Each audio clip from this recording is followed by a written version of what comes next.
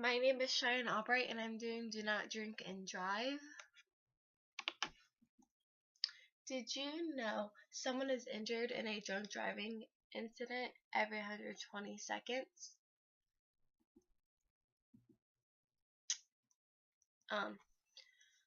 How blood alcohol content, which is known as BAC level, affects driving. A blood alcohol content, BAC, level of 0.08% is considered legally impaired. However, alcohol can start to affect many of your senses after only one drink. Who is at risk? Alcohol consumption can put anyone at risk of causing an accident or other serious injuries. Florida laws and penalties. The state of Florida drunk driving laws prohibit driving at any type vehicle with a blood alcohol concentration of 0.08% or above. Responsible behavior. Before drinking, choose a non-drinking friend as a designated driver. Don't let your friends drive impaired. If you have been drinking, call a taxi or a rideshare service or even a sober friend. If you're hosting a party where alcohol will be served, make sure your guests leave with a sober driver. Always wear your seatbelt. It's your best defense against impaired drivers.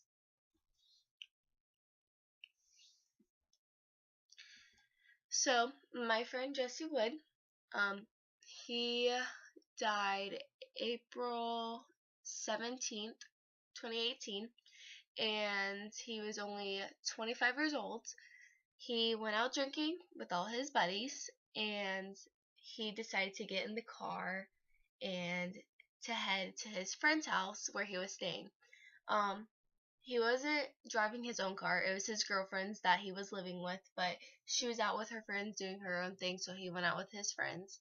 And he decided to get in the car after he was been drinking for several hours, and on the highway he was going, and he hit the cop car undercover. He didn't know it was a cop car, and took off. And when he went to go take off, the steering locked up, his car flipped, and he died. About this, he knew better to drive drunk. We've had multiple friends who has, and something has happened to them. He knew better, but I think he was scared because he was just about to get off probation. So I think him hitting the undercover cop car kind of scared him, and his reaction was to take off. I think if he was here now, he would definitely say, like, that was probably the dumbest thing. Like, he even tells everyone, do not drink and drive. So it's kind of crazy that it happened to him, because we have other friends that do a lot way worse. So yeah. Also, next, my story. I was hanging out with a group of friends. I decided to hang out with them that weekend, and we'd go to a concert that was going to be happening. So I went over to my friend's house, and my other friends came over, and we were getting ready. We were drinking. Then we got to the concert, like, before it started, and we hang out with a bunch of crowds that are there, friends that we know that are there, and we were hanging out with them, drinking some more, and then we go into the concert. My friend, who is 21, he was buying me and my friends alcohol in the concert, so we've been drinking all day. We leave the concert. My friend is driving her car. We get back to her house. My friends decided, oh, let's go get something to eat. And we were like, oh, okay. Everyone got in their own car, took off, and I got in my car, and I took off trying to catch up to them because they left before me, and I'm very bad directions, so I have to GPS everywhere. And so I was like taking my phone out, putting directions in, and then driving, and then out of nowhere, I hit a tree. My car spins around, hits the other trees on the side of the road, and I totaled my car. It was not fun. Definitely regret getting in the car drunk. Definitely a big lesson. I don't do it anymore. So, and then that was 2 summers ago, coming up on 2 summers. So yeah, definitely don't do that again. I learned my lesson. Scary. It's not fun. I got a scar on my pinky from it. I have like a chunk missing on my finger right here. It's kind of hard to see on the camera, but yeah. And that was blood everywhere. Alcohol. I had alcohol in my car. Alcohol everywhere. Thought I was gonna go to jail, but luckily, the officer was way too nice and let me off the hook because I was already like panicking, and that was like my first like accident, like anything ever happened to me. Like that was my first, so I was so scared. Yeah, and then there was another cop with him, very rude.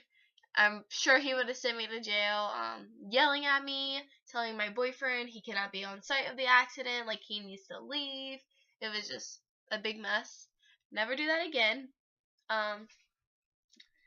What I learned, do not drink and drive, no matter what.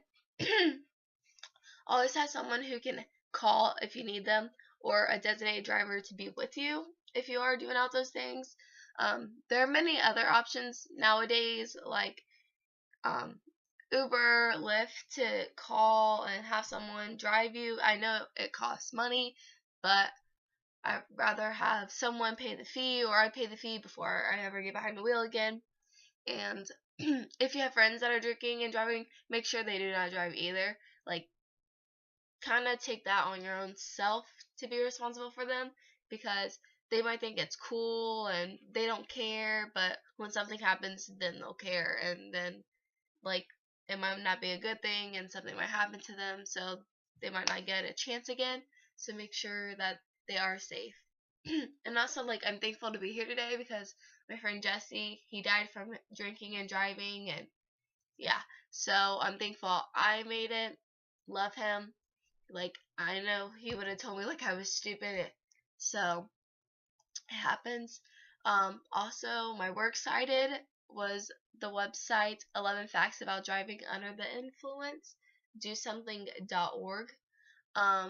Another works cited I use is Drinking and Driving Affects Driving Alcohol Rehab Guide.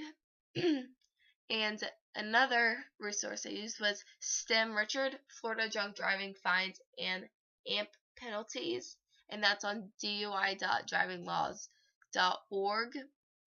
So, hope you enjoyed my presentation.